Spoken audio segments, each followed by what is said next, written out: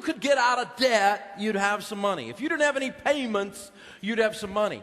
And people look at me with two different problems with that. One is they get all sophisticated and academic. They start talking about, well, Dave, there's good debt.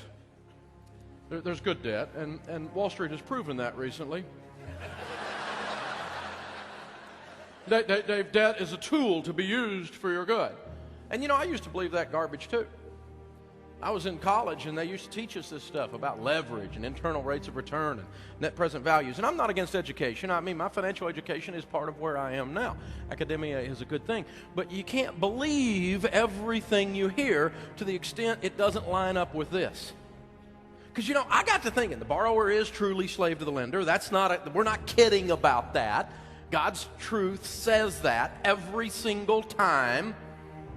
And I got to thinking about it, and I'm thinking, who was it taught me that borrowing money was good? This was my finance professor in college who was broke.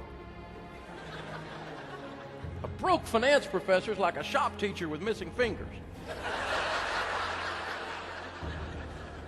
You see, if you want to win, you ought to try finding some people that are winning and emulate or mimic what they are doing. If you hire a personal trainer and you walk in the first morning and your personal trainer is 400 pounds, we got a problem. If you've written a book on marriage and you've been married 14 times, bless your heart, I hope this one sticks, but I don't want to read your book. Forbes magazine has the 400 wealthiest people in North America that it publishes every year. 67% of them, 7 out of 10 of them, are first generation rich. They started with nothing, became wealthy. When they surveyed the wealthiest people in North America, not your broke brother-in-law with an opinion, but the 400 wealthiest people in North America, and they asked them what the most important key to becoming wealthy was, 75% of them said getting out of debt and staying out of debt. Unless you have the money, that by definition means you can't afford it. Because when you go into debt, then you're hooked to those payments, now you're a slave. Jesus said it's tough to serve two masters. So what are we going to do about this? How are we going to get out? Well, we want to talk about breaking the bondage of debt and how you really do it in a real practical, hands-on, real-world application. See, the truth is that if you spread a lie or a myth often enough, loud enough, and with enough sophistication, eventually people will begin to believe it. And they will tell other people about the lie. And it's not that they meant to lie, they just believed a lie and they spread it. See, what has happened with this is debt has been marketed to us so aggressively, so thoroughly, with such sophistication and such manipulation for so long that Americans and people all around the world have begun to believe all deep down within their heart that they will never financially be somebody unless they use debt to do it. Debt is the path to prosperity. If you want you a good car, son, you got to build your credit. You'll never be anybody unless you build your credit. The rich rules over the poor, and the borrower is slave to the lender.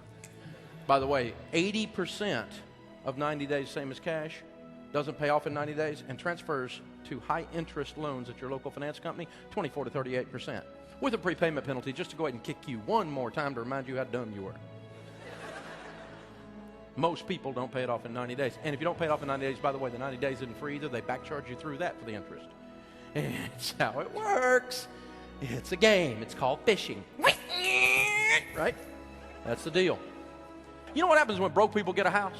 They get broker. That's why they call them real estate brokers. A house is not a blessing when you're broke. It'll take you apart and take you down. So if you want to get a house, do some stuff about money that the Bible says so you're not broke anymore, and then go get you a house. But I didn't do that.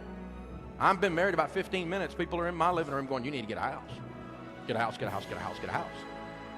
And so we went and found a house with nothing down because that's how much we had to put down. They called it creative financing, which if you look it up in the Greek means too broke to buy a house. And so we bought a house about 3 blocks over from where I grew up. Larry Burkett used to say we spend the first 5 to 7 years of our marriage trying to attain the same standard of living as our parents. Only it took them 35 years to get there.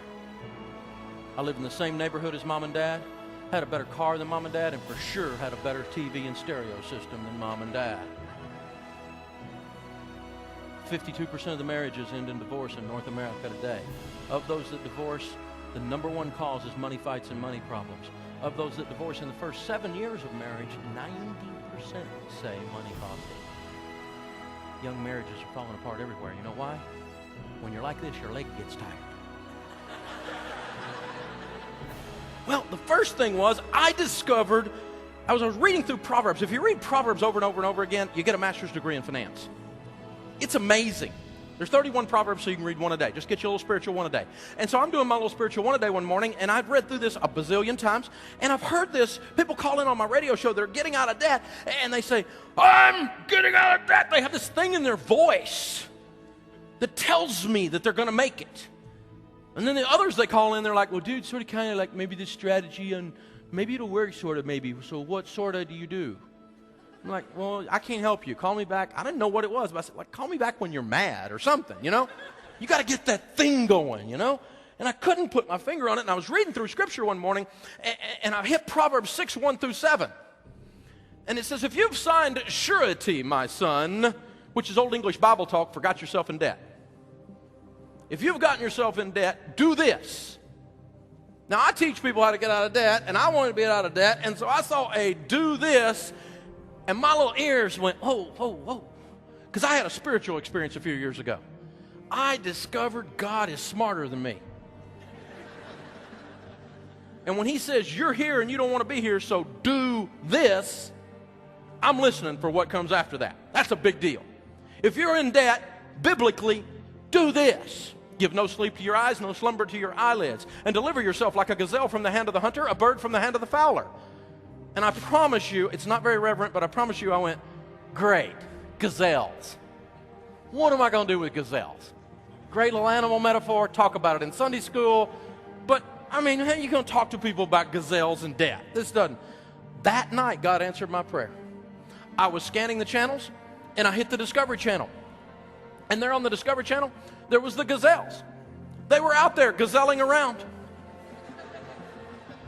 And what were they doing? Well, I said, well, you know, here it is. There's the gazelles. And you know the gazelles were not there by themselves, right? You know somebody else was around, right?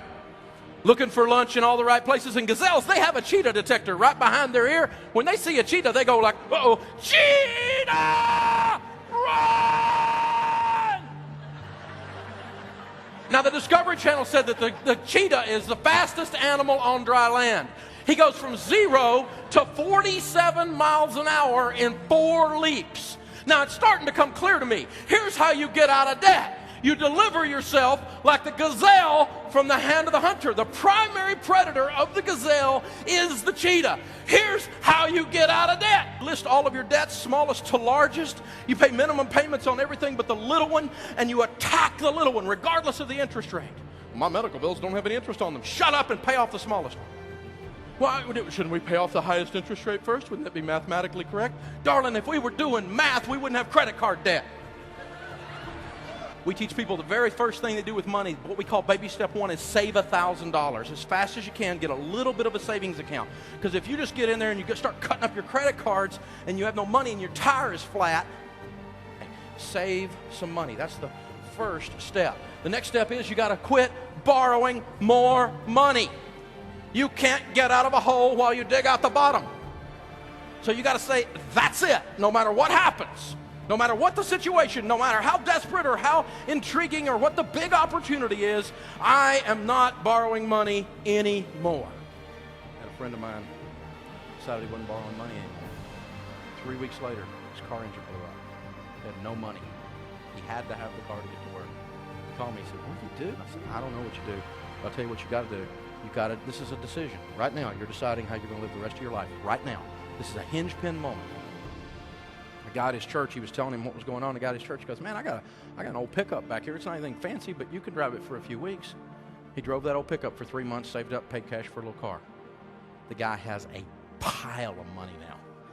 That was just a few years ago. But he made a decision in that moment and allowed one of God's people to show up. God showing up through his people, go figure, to help him out and walk him through this thing. Quit borrowing more money.